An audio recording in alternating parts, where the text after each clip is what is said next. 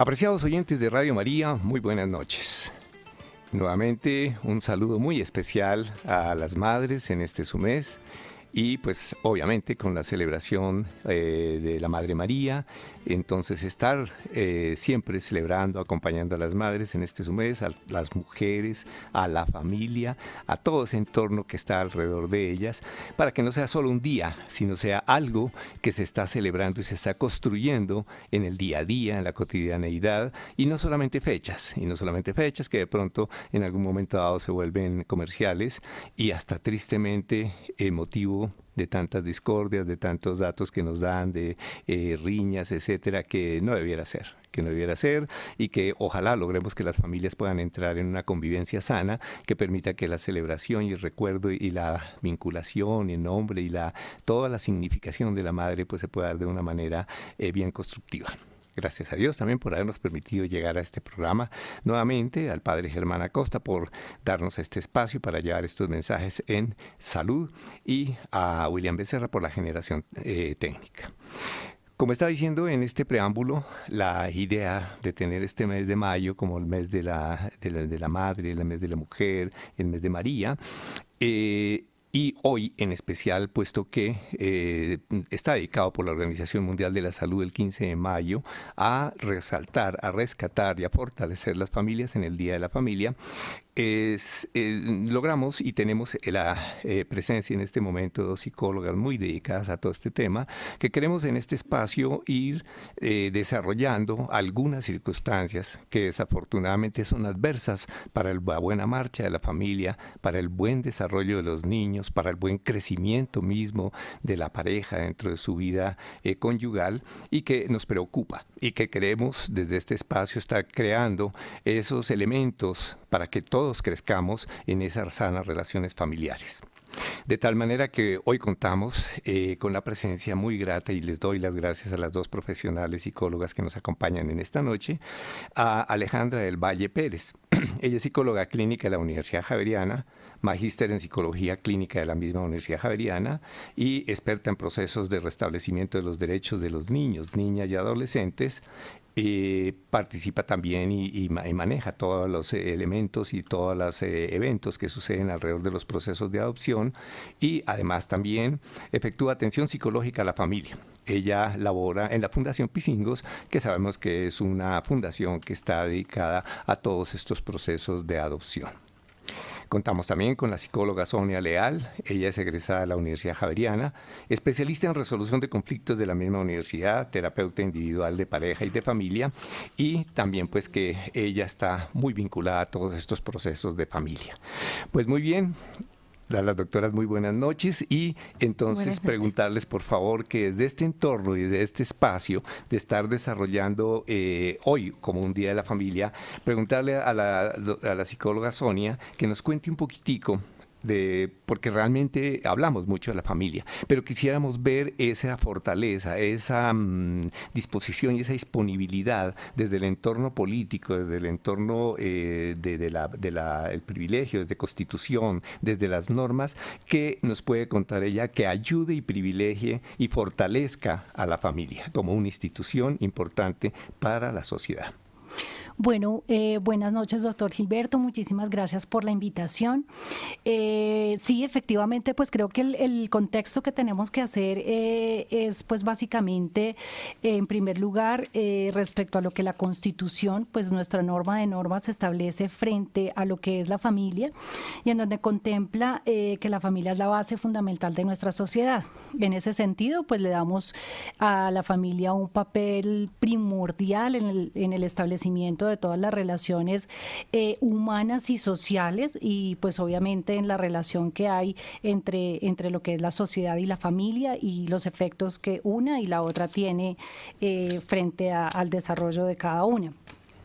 También es muy importante tener claro que Colombia pues ha trabajado por el desarrollo y la protección de las familias, pues obviamente en la base de esta concepción que tenemos desde la norma constitucional y ha formulado desde el año 2014 una política que es la Política Nacional de Apoyo y Fortalecimiento a las Familias que está contemplada del año 2014 al año 2024. La política pública pues como como todas las políticas públicas, pues básicamente lo que establecen son los lineamientos marco a través de los cuales se definen las directrices y las metas que el país se ha propuesto para el desarrollo y la protección de la familia en el país. En este sentido, pues obviamente se manejan pues todas las interrelaciones intersectoriales que hacen parte del fortalecimiento y de la protección de las familias. Aquí pues están los entes gubernamentales, la academia, el Instituto Colombiano de Bienestar Familiar, el Ministerio de Salud. Sí, y todas estas entidades pues que obviamente generan directrices y que trabajan alrededor del fortalecimiento, la protección y el respeto de los derechos de la familia. Hay que tener en cuenta que dentro de la concepción que nosotros tenemos de familia, la familia es vista como un sujeto de derechos colectivos, es decir, que nosotros podemos entender la familia como un ente, ¿sí? Interconectado, en donde hay un reconocimiento de los derechos colectivos, pero no podemos olvidar que dentro de ese reconocimiento de los derechos colectivos existen derechos individuales de cada una de las partes que los conforman. Es decir, que la perspectiva de derechos involucra los derechos colectivos y los derechos individuales y la interrelación que existen entre esos y la responsabilidad además del cumplimiento de esos derechos al interior de la familia. ¿Listo? También es importante resaltar que nosotros tenemos una ley, sí, que es la ley 1361 del 2009, la cual brinda todo el direccionamiento frente a la protección integral a la familia. ¿Sí? Y pues desde allí nosotros pues también trabajamos todo el ejercicio de fortalecimiento y de restablecimiento de derechos desde lo que se emana en esta normatividad. Pues esto básicamente, doctor Gilberto, para tener un contexto general de lo que a nivel de política pública y de lineamientos pues digamos a nivel estatal tenemos para poder aterrizar esto pues ya directamente frente a lo que nos convoca el día de hoy, que es el Día Internacional de la Familia. Pero me surge una pregunta con respecto a eso, doctora Sonia. Pues está toda esta letra escrita. De pronto no la conocemos en general y de eso se trata al hacer estos programas, que divulguemos y que hagamos conocer todo esto, pero sin embargo mi pregunta va: ¿quién debe liderar todo esto? Es decir, ¿en cabeza de quién está el liderazgo de toda esta normatización, de toda esta normatividad y su desarrollo? Porque sabemos todos nosotros que se hacen las leyes, se escriben las leyes, pero empiezan a aparecer los decretos, las normas, etcétera, etcétera, todo el desglose que se hace alrededor de una ley. Aquí en el país, digamos, como que a quién le debemos decir, bueno, usted es el líder de esto y mire, usted es quien debe generarnos todos los procesos para que la familia dé la respuesta que nosotros necesitamos como célula y núcleo fundamental de la sociedad, que lo dice la Constitución Política.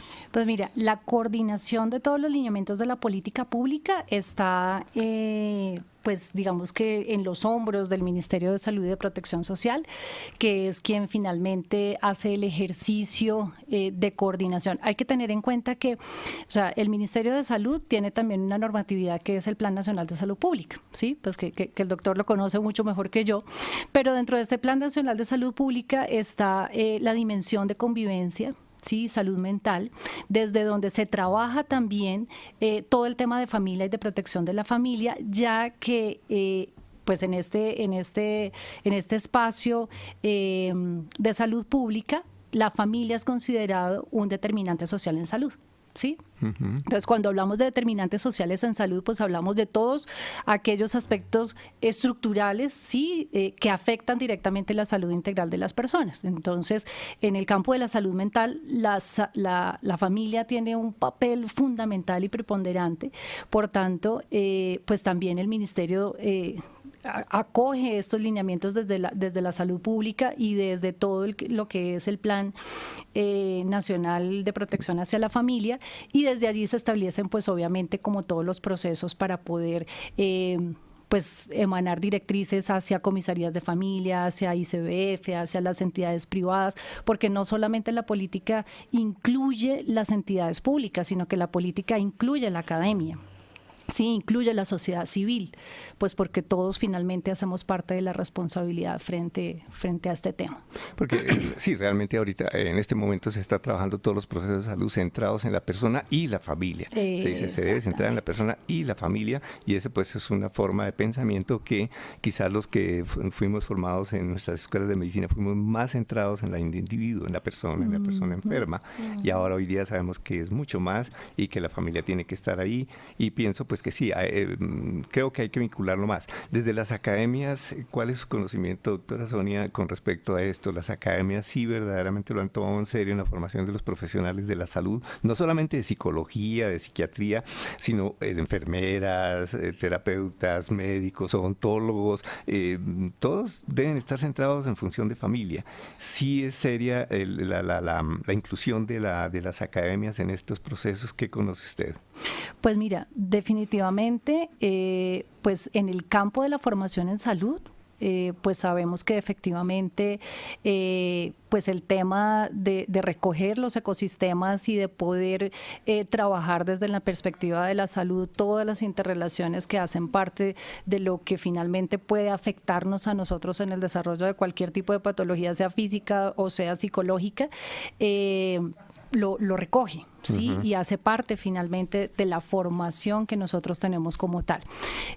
Otro aspecto que también es importante es que la academia también es responsable de poder hacer investigación, ¿sí? Investigación, mirada, divulgación, observatorio frente al tema de la familia en lo que está pasando en el país, pues porque pues tenemos cifras, tenemos comportamientos que nos sorprenden y pues de alguna manera la academia tiene que dar luces para poder entender de una manera distinta todo lo que está pasando en nuestra sociedad, y creo que eso hace parte también de la responsabilidad.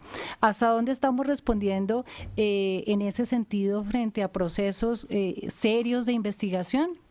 Pues creo que esa sí sería de pronto una tarea interesante de poder responder, de desarrollar y de comprometernos, pero sí creo que la academia debe vincularse, sobre todo como observador participante, pues para podernos dar luces mucho más claras frente a la intervención que nosotros podemos hacer. Antes de continuar en este interesante tema, gracias doctora Sonia, quiero recordarles a nuestros oyentes nuestras líneas al aire por si alguno de ustedes desea hacer alguna pregunta, alguna participación, que bienvenida sería y nos enriquecería muchísimo. Nuestra línea al aire, el 746-0091. 746-0091, el WhatsApp 321-470-1712, 321-470-1712 y la línea gratuita nacional 018-180-169 extensión 1, 018-180-169 extensión 1. Bueno, entonces buenas noches, doctora Alejandra del Valle. Buenas noches. Y le quiero preguntar, por favor, y que nos ilustre y nos aumente más el conocimiento alrededor del por qué la Asamblea General de las Naciones Unidas ha declarado este 15 de mayo de todos los años para celebración y para el Día Internacional de la Familia. Se ha señalado específicamente para la celebración de este 2008 el lema de familias y sociedades inclusivas en concordancia con el objetivo número 16 del desarrollo sostenible. Estos objetivos mundiales, ese número 16 tiene que ver con la paz, con la justicia y con las instituciones sólidas. Entonces, retomar o destacar y hacer énfasis en la celebración del Día de la Familia precisamente en este año es un llamado a fortalecer vínculos, es un llamado a disminuir la violencia, es un llamado a tener sociedades y relaciones justas, de paz, de buen trato entre todos los miembros, y por eso estamos celebrando este año con mucho énfasis este Día Internacional de la Familia. Y eso digamos que viene pues en apoyo para vincularnos y movernos a que es internacional, a que no es solamente un componente para nosotros y para lo que nos compete como las familias de nuestro país. Aquí en el país, ¿qué tanta se ve esa vinculación de las instituciones y demás en fortalecer y desarrollar precisamente este Día de la Familia? Ha habido una movilización en lo que tiene que ver con la celebración del Día Internacional de la Familia. Desde el Instituto Colombiano de Bienestar Familiar, todos los entes que estamos operando con este instituto estamos celebrando el Día de la Familia y hemos realizado cada uno algunas estrategias o algunos digamos, compartir con la familia espacios donde se pueda recrear y enfatizar sobre este día y sobre su importancia, y también estamos tratando de generar un impacto en lo que sea posible para hacer un llamado a todas las familias, para hacer un llamado a todos los miembros, para hacer un llamado también a todas las personas que están vinculadas y relacionadas a la atención con familias. Estuve caminando por la calle también y vi que había como publicidades, vallas publicitarias sobre un encuentro que habría hoy en la Plaza de Lourdes. No estuve enterado. ¿Alrededor de? Sí, alrededor del Día Internacional de la Familia. Sí. Entonces es algo que estamos destacando no solamente desde algunas instituciones, sino que creo que ha sido macro. Entonces... Esto está bien. Bien, y nos comentaba... que pues alguna de las cosas a través también de los que Bienestar Familiar pues participa en el apoyo y fortalecimiento de la familia, nos hablaba algo del apoyo psicológico especializado. Sí. ¿Podría usted, doctora Alejandra, ampliarnos un poco más esto de que por qué apoyo psicológico especializado? ¿Qué pasa? ¿Por qué la necesidad de estar haciendo esto cuando, no sé, yo diría que debiera ser, bueno, la psicología no es necesariamente para tratar patologías, es también para educar, es también para fortalecer, pero a veces tenemos la idea un poco equivocada que cuando hablamos de psicología, cuando hablamos de psiquiatría, es porque estamos muy distorsionados en algunas dimensiones de nuestra personalidad o de nuestro comportamiento, etcétera, lo que tratan. Entonces sí me gustaría que miráramos esos aspectos del apoyo psicológico especializado que ven desde estas instancias, desde el bienestar familiar, de estrategias que también creo que hacen de intervenciones en la Fundación Pisingos, etcétera. Sí. ¿Qué miramos ahí, por favor, que nos quiere contar? Pues el apoyo psicológico especializado es una estrategia de intervención que se desarrolla en la Fundación como un operador del ICBF, y es un apoyo, una intervención psicológica que privilegia la estancia de un niño en su hogar, considerando que pueden haber ocurrido situaciones de amenaza, de inobservancia o de vulneración de derechos. Se detecta por medio de una defensoría de familia, se reconocen aspectos que pueden ser positivos dentro de la familia, que pueden ser recursos protectores, pero también hay presencia de algunos recursos o unos factores de riesgo. Entonces se determina una medida de restablecimiento de derechos a favor del niño, en la cual la familia debe asistir al proceso junto con el niño. Entonces es un proceso de intervención que, si bien está dirigido a restablecer el derecho de los niños, incluye a la familia, incluye la participación de la familia con mucho peso.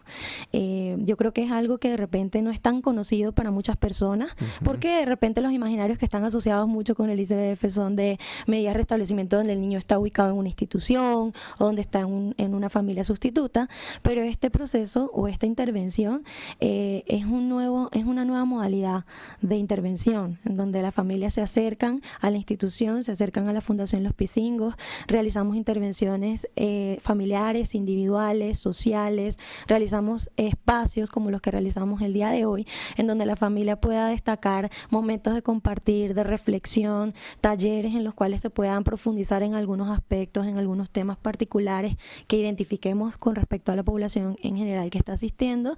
Entonces son espacios que son preventivos, pero a su vez también son espacios que son de atención para restablecer derechos. O sea, doctora Alejandra, entendiéndolo, es que es una forma como Bienestar Familiar cuando detecta o hay un caso de un niño en riesgo, un niño en... Sí, bueno, de hecho es algo en situación de amenaza, lo identifica, pero no lo desvincula de su familia, como era lo que teníamos antes, que va a un centro de bienestar familiar, el niño queda allá, etcétera, etcétera. Exactamente. Como nos escucha gente que es muy comprometida con la labor social, la labor pastoral, etcétera, de pronto, ¿cómo se logra detectar ese niño o niña en situación de, o hasta adolescentes, en situación de vulnerabilidad? ¿Quién lo logra detectar? ¿Cómo se logra ya? ¿O ustedes lo que ven es que las familias llegan espontáneamente y dicen, ya, aquí estamos nosotros que tenemos problemas, venga, ayúdennos? Hay diferentes tipos de vinculación. ¿Cuál es la vinculación? Está la línea de 141, en la cual se pueden denunciar situaciones de riesgo, de vulneración, y donde las personas pueden ser partícipes también de identificar esos factores de riesgo, esa vulnerabilidad, si detectan detectan que algún niño está en una situación de riesgo, de amenaza o de vulneración. Pero también en muchas ocasiones la misma familia se acerca al Instituto Colombiano, se acerca a lo que son los centros zonales, defensorías de familia, plantea la situación que está afrontando, porque no todo tiene que ver necesariamente con una vulneración de derechos. También hay muchas situaciones en las que la familia identifica que hay un problema que no saben cómo abordar, que está superando sus recursos y sus capacidades, y precisamente solicitan la ayuda. Y en este caso, en muchas ocasiones hemos recibido también remisiones de familias que están afrontando una situación en el curso de su ciclo vital, pongamos de ejemplo la adolescencia, y solicitan la ayuda. Entonces, digamos que la Defensoría considera esta medida siendo una medida que aborda el núcleo familiar, que invita a todos los participantes. Entonces, de esa manera se pueden vincular también. Dijera, como a veces pues yo sé que muchas personas de pronto no quieren comprometerse por cuestiones de riesgo, etcétera. Entonces uno podría decir, bueno, yo observo en una familia que hay factores de riesgo, que hay algunas circunstancias como que no funcionan bien. Yo puedo llamar al 141 y anónimamente decir, dirección tal, en tal parte, yo tal. Los profesores en los colegios, los docentes también pueden hacer También esa detección pueden y hacer ese esa direccionamiento. detección. Sí, también ellos también pueden realizar esa detección y pueden hacer como esa remisión por medio de defensorías, comisarías de familia, también operan de esa manera. Como quiero de pronto que la doctora Alejandra más adelante nos cuente un poquitico cuáles son las causas, cuáles son los elementos fundamentales que se observan como manifestación de esas alteraciones, de esa dinámica de la familia de pronto que vulneran a los niños y niñas, pero quisiera un poquito que la doctora Sonia nos contara eso, que volvamos a definir familia como tal, qué es ese núcleo, que sí, la Constitución lo dice, el núcleo fundamental de la sociedad, pero pues lo que vemos en una realidad como la colombiana es que por tantos factores, por tantas cuestiones, pues las familias toman tipos, expresiones, manifestaciones tan distintas de la que consideramos nosotros la familia tradicional y sobre la cual hay que trabajar. ¿Qué nos podría contar, doctora Sonia, alrededor de esto para poder seguir sobre las causas de por qué los niños y niñas pueden ver vulneradas sus derechos, su integridad personal en esto, desde la familia, que es lo que más nos duele? A nosotros lo que personalmente nos duele como profesionales de la salud es eso, y que estando uno en su consulta, estando uno en el hospital, estando esto, llegue el niño violentado, llegue la niña violentada y sobre todo violentada desde su propia familia. Claro que sí. Mira, nosotros tenemos desde la ley 294 del 96 por lo menos una clarificación de quiénes se consideran familia.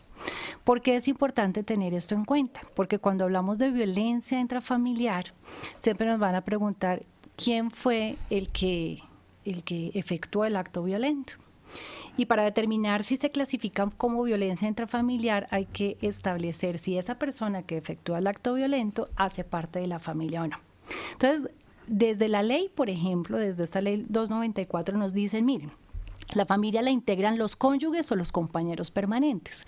Es decir, que los esposos, la pareja, las personas que conviven juntas, así no tengan hijos, son considerados familia.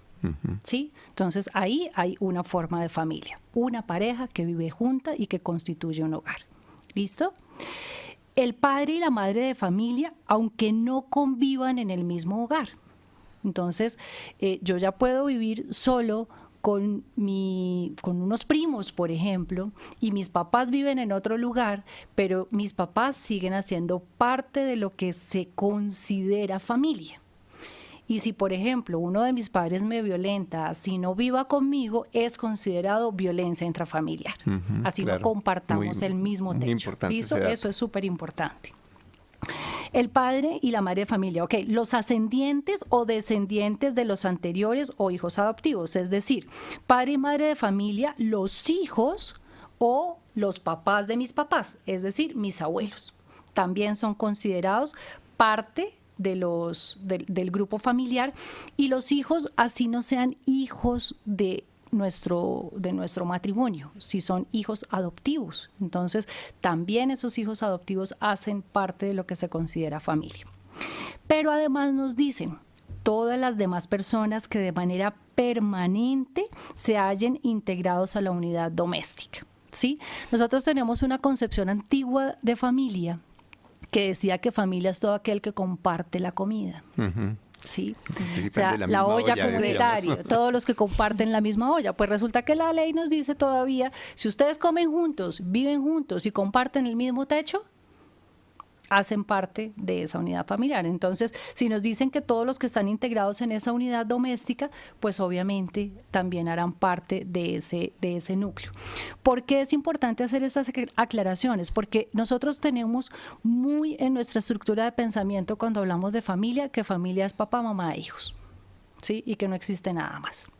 Y hoy en día tenemos, pues, papá, mamá, de pronto separados, que vienen con sus hijos de sus uniones anteriores. Entonces hoy en día somos una nueva pareja con tus hijos, mis hijos y nuestros hijos, y esa es una forma de pareja, una forma de familia, ¿sí? Tenemos obviamente la familia extensa, que es la familia que ya no vive conmigo, pero que son mis padres, sí, que serán los abuelos de mis hijos, mis hermanos, y la familia que yo tengo ahora, que es mi esposo y mis hijos, sí, que es mi familia nuclear y mi familia extensa. Hoy en día hablamos de las familias monoparentales, ¿sí? Mujeres cabeza de familia u hombres cabezas de familia, porque también los hay. Entonces ya no tenemos papá y mamá como parte de ese núcleo familiar, sino solamente uno de ellos, ¿sí? Pero también hay familias en donde son los abuelos y los nietos, porque los niños fueron y se los entregaron a sus abuelos. Entonces, ¿quién es mi familia? Mis abuelos. Entonces, digamos que ahí sí hay un elemento importante que añadir, y es que la Constitución sí nos abre esa perspectiva y nos dice, culturalmente nosotros tenemos ya una concepción no solo de familia, sino de las familias en pluralidad. Y cuando hablamos de la pluralidad, pues significa que podemos entender las diferentes formas de familia que tenemos hoy en día, con todas sus características y con todas las condiciones en las cuales nosotros nos estamos organizando actualmente. Hay muchas personas hoy en día que consideran familia a personas que ni siquiera tienen lazos sanguíneos. Y más allá de lo que diga la norma, entonces, ¿a quién consideran familia? Muchas personas que no han sido amadas dentro de lo que debería ser su familia, pero que consiguen el amor en un grupo de amigos, ¿sí? En personas que los acogen dentro de su propio núcleo familiar, y que desde ahí es donde construyen su idea de lo que significa ser familia. Eso también es muy importante. Exactamente. Porque la ley dice una cosa, pero la experiencia de cada ser humano también da un referente sobre lo que es familia. De acuerdo, es que en eso realmente las expresiones culturales, todos los profesionales de salud tenemos que estar muy, muy abiertos a acogerlos y que sean lo menos lesivos para el individuo como tal. Porque de pronto, complementando lo que decía la doctora Sonia, pues recordemos, por ejemplo, toda la familia desplazada, los migrantes, todos los que llegan de esto, familias indígenas que los traen desde el sur, desde los Embera, desde no sé dónde más, que constituyen, yo no los conozco en el hábitat que les crean aquí en Bogotá, pero por lo que uno oye en los hospitales, en los momentos de tomar las historias y ver todo eso, la cantidad de núcleos que se van formalizando allí. Y entonces un poco, pues para nuestros oyentes es eso. Uno es la idea canónica que tenemos nosotros, que al hablar de lo canónico en eso, pues ya es Padre Germán y ellos nos pueden hablar mucho mejor, porque esto es un tema de iglesia, pero lo entendemos como tal. Pero nosotros como profesionales de la salud estamos vinculados y tenemos que trabajar sobre esa realidad, que es una cuestión bastante frecuente, porque recordemos que, no recuerdo bien si los datos de migrantes que tenemos nosotros, como alrededor de 7, 8 millones de personas más desplazadas en el país, sobre 40 millones, es decir, como una quinta parte de la población, si no estoy haciendo mal el cálculo, está teniendo esto, y en esos movimientos pues vienen personas que murieron, padres que fueron asesinados, etcétera. Entonces ahí toca la ley va a privilegiar eso para que se desarrollen estas personas en un marco afectivo, y ese duelo que traen, ese dolor que traen del desarraigo y de todas las cuestiones no se incremente con pérdidas afectivas, ¿verdad? Ustedes que son psicólogas me pueden ayudar mejor que lo que yo estoy diciendo. Entonces, sobre esa base, doctora Alejandra, cuéntenos con eso, cuando entran en el apoyo psicológico especializado y... le quería hacer dos preguntas, tal vez no sé si se la hice antes. ¿Bienestar familiar solamente en este momento esto lo está haciendo a través de Pisingos o tiene otros centros de aplicación zonal por redes, subredes de Bogotá? Tiene otros centros también. Con la misma metodología. Sí, hay diferentes operadores. Con el mismo enfoque de trabajo. Sí, señor. Diferentes operadores que están funcionando ahorita. Uno es psicorehabilitar, otro es Creemos en Ti y ahorita está Fundación Pisingos también. Y los principales problemas que generan que se nos encuentren en estas casuísticas, estos casos con los niños, niñas violentados, etcétera, ¿cuáles son? ¿De dónde se generan? ¿Cuál es esa problemática que ustedes visibilizan? Una caracterización de los casos que hemos encontrado en conversaciones con las diferentes profesionales que estamos trabajando en este programa, hemos identificado que se presenta muchos casos de negligencia en el cuidado de niños pequeños de 3 años o menos, niños que llegan al Hospital Simón Bolívar o niños que llegan a diferentes instituciones de salud por una enfermedad grave, neumonía, bajos de peso, sin su seguimiento de vacunas. Es una vulneración al derecho a la salud, es una vulneración en el sentido de que no se ha hecho el seguimiento del niño en lo que tiene que ver todo su desarrollo físico. Entonces esos casos son muy frecuentes en lo que son las remisiones que nos han llegado a nosotros en la fundación. También hemos identificado conflictos parentales en los cuales los hijos resultan violentados. ¿De qué manera? Es importante resaltar lo que puede impactar la violencia psicológica. Aparentemente son papás que pueden estar cumpliendo con lo que tiene que ver el colegio, con lo que tiene que ver la comida, con lo que es la vestimenta, cubren con todo lo que se podría esperar que tiene que ver con el desarrollo del niño. No hay vulneración en ese sentido, sin embargo hay vulneración en la manera en la que empiezan a tratarse entre ellos y en la que el niño queda atrapado en esa relación conflictiva que tienen los papás. Eso comienza a generar un daño en lo que tiene que ver con la imagen que tiene el niño de cada uno de sus papás. Y eso comienza a generar un impacto psicológico en el niño que tiene que tener energía suficiente para los retos vitales en los que se encuentra, en la edad en la que se encuentra, pero está invirtiendo toda esa energía en lo que tiene que ver el problema relacional que tienen sus padres, el conflicto que tiene con sus padres. Eso puede tomar dimensiones muy amplias, desde no va a las visitas los días que está que le toca a uno de sus padres, desde hablar mal del padre en presencia del niño, se podrán imaginar que hay muchas situaciones en las que eso genera un impacto. Esos son casos que son muy frecuentes. Y quisiera destacar que uno pensaría que las vulneraciones de derechos o las situaciones de amenaza están relacionadas con estratos socioeconómicos bajos y no es así. No es así. Realmente vulneración, amenaza, en lo que tiene que ver los derechos de los niños se presenta en cualquier estrato social. Entonces, eso es algo que es importante, tiene que ver con la violencia psicológica y tiene que ver con quizás con algo que parece que no es tan grave, pero que sí tiene dimensiones emocionales. A futuro. En los niños, sí. Porque es decir, si los casos que vemos más dramáticos son los que siguen apareciendo en la radio, en la prensa, y lo son, sí. Y terribles. La niña de hace pocos días, tantos de 3 niños, años, sí. La niña Zamboni de hace mucho tiempo atrás, todas esas cosas pues obviamente que ya reclaman, como decimos, justicia del cielo y de todos nosotros y justicia humana también en cuanto a que esto se haga, pero nos abre también un espacio de cómo esos seres que hoy día se están formando en esta problemática que nos cuentas, serán los de dentro de 15, 20 años las personas que entonces van a seguir este círculo vicioso de seguir con los procesos de violencia. ¿Lo visibilizan así ustedes o ven ya una luz de esperanza en empezar a solucionar estas situaciones? Es todo un reto, yo creo que, y aquí puedo hablar un poquito de lo que tiene que ver con el proceso, aunque está relacionado con un proceso que también es legal, hay veces que no es tan, o sea, las familias no reconocen tanto el impacto que eso tiene. Ese es el primer paso.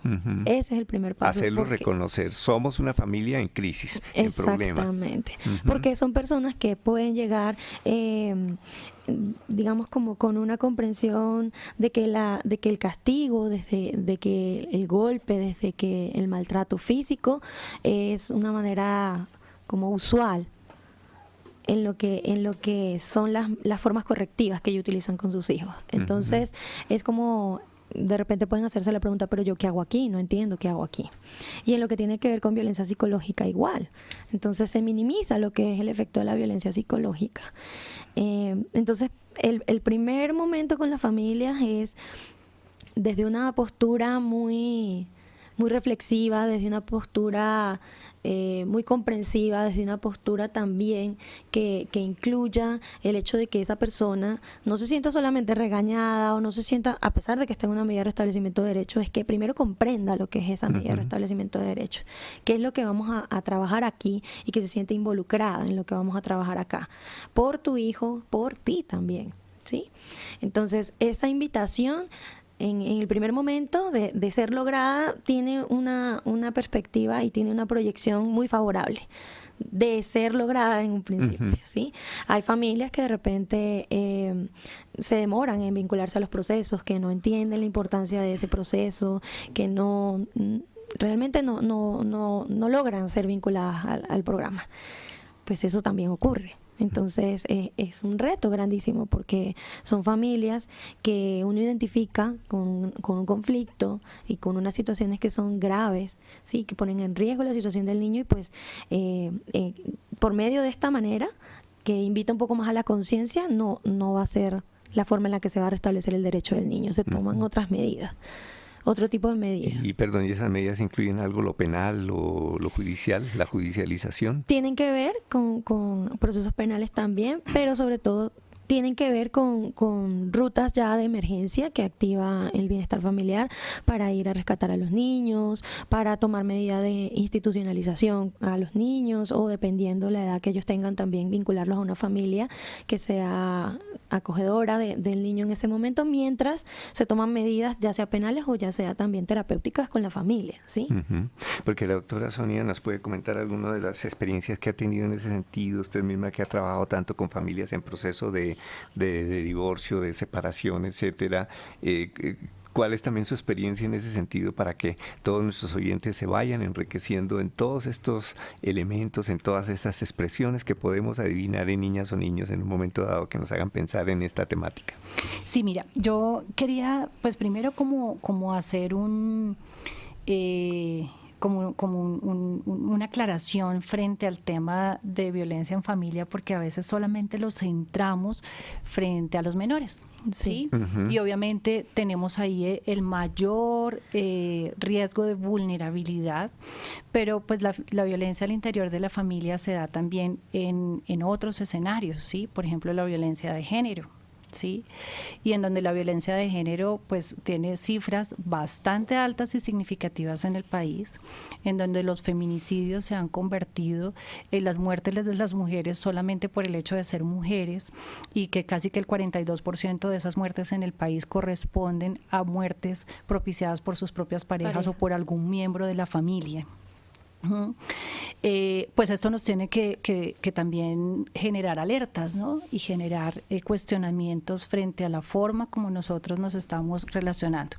Yo escuchaba a Alejandra frente a lo que nos planteaba de las familias que a veces no se conectan y no se dan cuenta de lo que está pasando ahí, que no intuyen como el riesgo. Y yo los llevaría también como al plano de la naturalización de la violencia, ¿no? De cómo nosotros en determinado momento consideramos que el grito, ¿sí? que el golpe es la forma natural de relacionarnos. Sí, pues porque de pronto nos criaron así y lo que vemos en el entorno es eso, entonces pues asumimos que es la manera correcta. Yo escucho, por ejemplo, papás que dicen, pero uno cómo no le va a pegar, Sí, es que si ves que eso pasa hoy en día con estos muchachos que como ya no se les puede decir nada y como ya no se les puede pegar, entonces miren dónde están. Entonces asumimos que la única manera de controlar, de poner límites, de poner autoridad como papás es a través de la vía de la fuerza. Sí, porque hacemos como una correspondencia de que el castigo es por la vía de la fuerza y que el límite solamente se puede poner por esa vía. Incluso las porque relaciones de pareja. Exactamente, total. Sí, entonces, si no, entonces y naturalizamos chistes como que a las mujeres entonces les gusta que les peguen, sí, que entonces que si no es a los golpes a usted no le gusta, o sea, cosas como esas que además hacen parte del chiste y de como toda esa cultura popular que nosotros manejamos, que naturalizan la violencia intrafamiliar. Yo creo que parte de la intención de todo este proceso y de declarar, por ejemplo, días internacionales de la familia es que nosotros no podemos naturalizar ninguna forma de maltrato. Con ninguno de nuestros miembros, o sea, ninguna, es que no es el grito, no es el golpe, no es la mirada fea, no es encerrarte en la casa, o sea, no podemos considerar que nada de lo que nos pase, que vulnere nuestros derechos o que no nos haga sentir bien es natural, ¿sí? Eso era un poco como lo que... No, y es muy pertinente, importantísimo lo que estaba diciendo la doctora Sonia, y yo le agregaría un poquito que no lo vamos a alcanzar a trabajar en esta noche, también con las personas que están dedicadas a las personas mayores, al abandono, el adulto mayor. Es otro Eso tema también es violencia intrafamiliar. gravísimo, es violencia intrafamiliar, el abandono del mayor, el quitarle todo, o ir a depender de él después de todo también. Que también Sí. tiene cifras altas. Muchísimos. Y tú lo mencionaste desde el comienzo también cuando hablamos de las tipologías de las familias. ¿Cuántas veces ya van sobre los abuelos a recaer toda la responsabilidad o el manejo pues de una familia? O sea, esto tiene una cantidad de expresiones que no alcanzamos a verlas en un solo programa, pero que pues bueno, queremos dejarles esos mensajes a las familias para que los vayamos descubriendo y sobre todo empecemos desde el interior, que yo quiero ahorita más adelante pedirles unos 5 minuticos que las dos desde sus experiencias nos empiecen a enseñar cómo fortalecer la familia y cómo potencializar todas sus posibilidades, porque decíamos esto va hacia una sociedad en paz. Sin embargo, quisiera que la doctora Landa me contara muy brevemente ya la efectividad de los resultados de este enfoque de manejo de este apoyo psicológico especializado. ¿Qué resultados empiezan a visibilizar? Sabemos que estos procesos nunca son cortos. Sí. Estos son de largo plazo, de mucho tiempo. Nosotros somos conscientes de eso como profesionales de la salud. No es que le digan como nosotros, bueno, yo soy pediatra, que una amigdalitis pusimos antibiótico y creo que pasó el problema. Esto va mucho más allá. Sí, va mucho más allá. De hecho, como te decía, hay índices de deserción que nos preocupan. Hay índices de deserción, pero en el momento en que logramos que la familia se vincule, en que logramos establecer una meta común de todos, involucrando al niño, a la niña, involucrando a un adolescente, involucrando a la mamá, a la abuela, si es la abuela, al abuelo, al papá, hay buenos índices, y logros en lo que tiene que ver con el proceso. Digamos que uno lo que puede llevarse de esos procesos como terapeuta y la satisfacción que eso genera es mirar que va a ser un entorno protector de nuevo para un niño. Recuerdo ahorita brevemente el caso de una niña que fue retirada de su hogar materno. Su mamá se vinculó posteriormente al proceso, realizamos una intervención con ella, obviamente con unos plazos un poco más largos de lo que estaba previsto.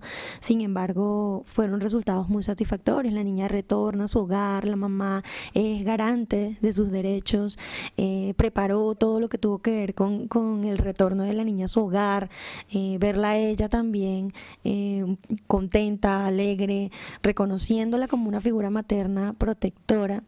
Entonces esos son como los casos que también le generan a uno satisfacción de saber que sí es posible y de que aún cuando los padres en principio o cuando la familia en principio no identifica cuáles van a ser sus beneficios, posteriormente van reconociéndolo, van identificando, yo no sabía o no entendía por qué en principio tenía que estar acá, pero he sacado el mayor provecho posible de estar en este espacio, no solo para restablecer el derecho del niño, sino para los papás, para las personas que son en este caso los cuidadores y que también necesitan nutrirse y que también necesitan atención, que también necesitan en muchos sentidos reparar experiencias probablemente de su pasado, cuestionar lo que fueron sus patrones de relación en los que estaban presentes probablemente muchas prácticas violentas. Entonces es un proceso también para ellos, es un proceso para todos los que se vinculan. Muy bien.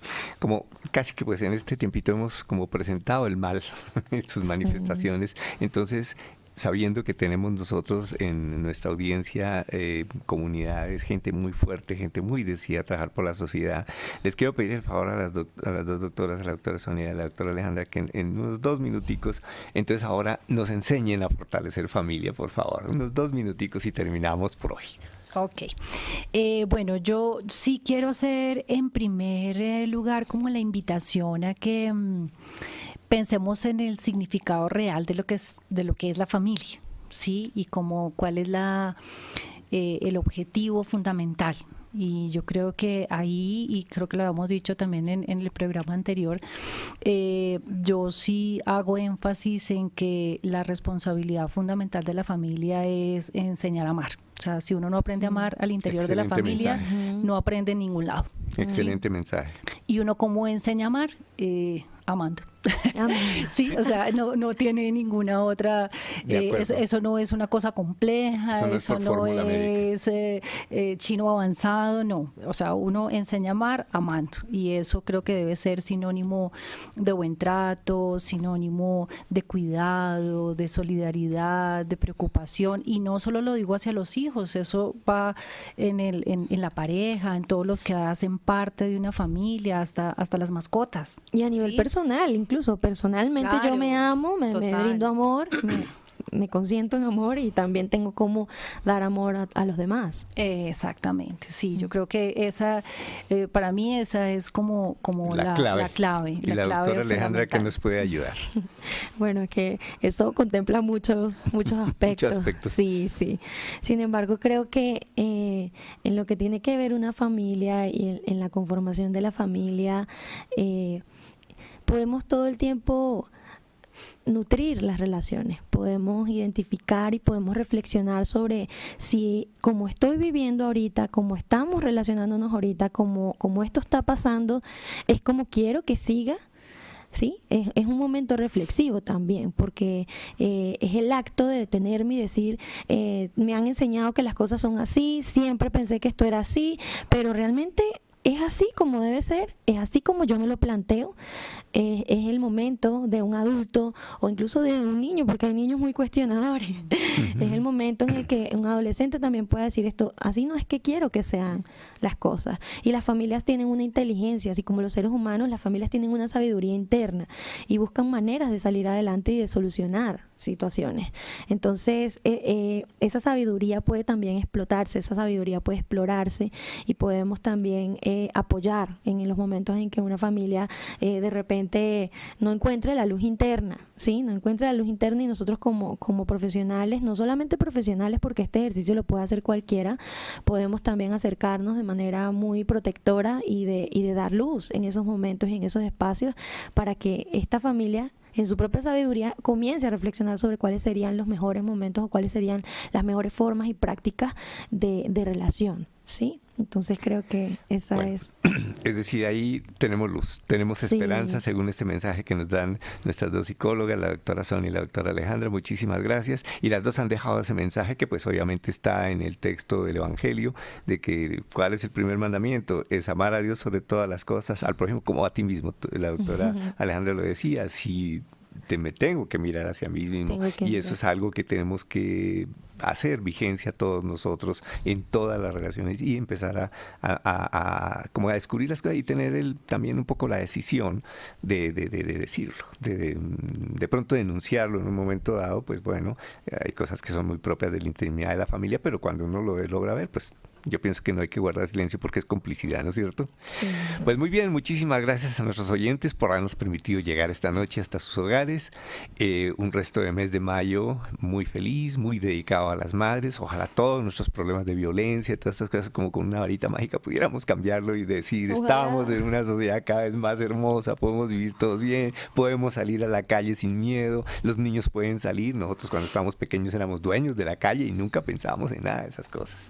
Muy bien, pues invitamos a todos nuestros oyentes a seguir participando desde sus familias, desde sus realidades, desde todas las participaciones pastorales, etcétera, en este desarrollo y en esta vinculación de la familia a un proceso social y de paz. Muchísimas gracias y buenas noches para todos.